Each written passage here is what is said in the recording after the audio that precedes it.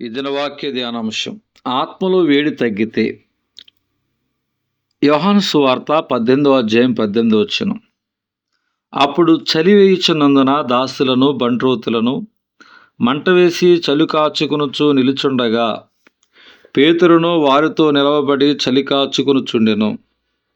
యేసుక్రీస్తు అన్యాయపు తీర్పుకు లోనవుతున్న సమయములో ఆయన ఏ పాపము ఏ నేరము చేయనప్పటికీ అన్యాయపు శిక్షతో సిలువ వేసి చంపాలని అక్కడున్న ప్రధాన యాజకులు పరిసయ్యులు పన్నాగములు పన్నుతున్న సమయములో పేతురు చలి కాచుకొనుచుండెను.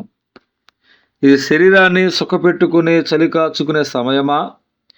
పేతురు దేవునికి దూరం కావడం వలన ఆత్మలో వేడి తగ్గి ఉజ్జీవం లేకుండా శరీర సుఖాలకు లొంగిపోయిన వానిగా ఉన్నాడు. ఒక ఆత్మీయుడు తన ఆత్మలోనున్న వేడి తగ్గినప్పుడే శరీరానికి చలి పుడుతుంది. అనగా ఒక వ్యక్తి జీవితంలో శరీర సంబంధ సుఖభోగాలు ఎక్కువైనప్పుడే తన ఆత్మలో వేడి తగ్గుతుంది, లేదా ఆత్మలో వేడి తగ్గుతున్నప్పుడు శరీర సుఖభోగాలు ఎక్కువ అవుతాయి. నీ శరీరాన్ని సుఖపెట్టాలని, సంతోషపరచాలని, శరీరాన్ని కోరికలను నెరవేర్చాలని పరుగులు తీస్తున్నావా? అయితే గమనించు, నీలో ఉన్న ఆత్మీయ వేడి తగ్గటమే దానికి కారణం. బాప్తిసమిచ్చి యోహాను గురించి బైబిల్లో ఒక చక్కని మాట వ్రాయబడి ఉంది. యోహాను మండుచున్న సూర్యుని వంటి వాడు, తాను బ్రతికినంత కాలము చివరి నిమిషం వరకు దేవుని సేవలో రోషము కలిగి జీవించెను. కాబట్టి స్త్రీలు కనిన వారిలో యోహాను వంటి వాడు లేడు అని యేసుక్రీస్తు అతని గూర్చి ఒక అద్భుతమైన సాక్ష్యం ఇచ్చాడు.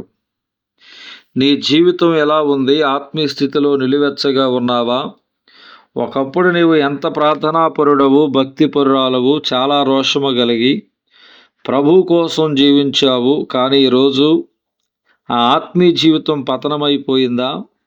ప్రార్థనలో బలహీనపడి దేవుని పట్ల కలిగి ఉండవలసిన భయభక్తులు నీ జీవితంలో తక్కువయ్యాయా? ఏ పాపము, ఏ శరీర సుఖభోగము నిన్ను ఈరోజు ఈ స్థితికి తెచ్చింది?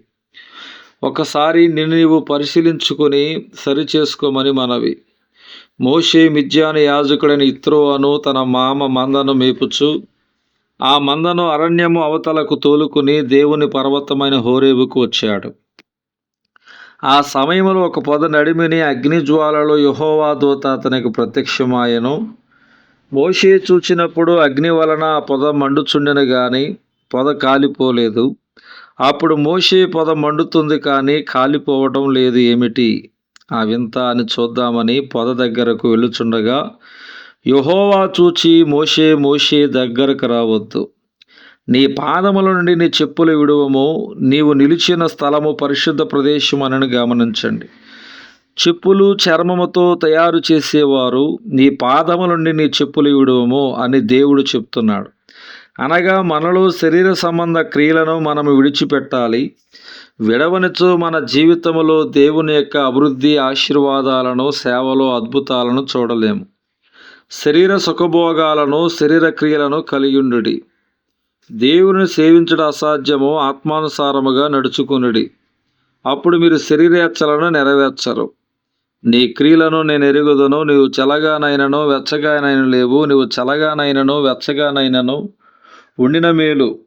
నీవు వెచ్చగానైనను చల్లగానైనను ఉండక నిలువెచ్చగా ఉన్నావు గనక నేను నిన్ను నా నోట నుండి ఉమ్మివేయని ఉద్దేశించున్నానని ప్రకటన గ్రంథం 3 అధ్యాయం 15-16 చెప్పబడింది.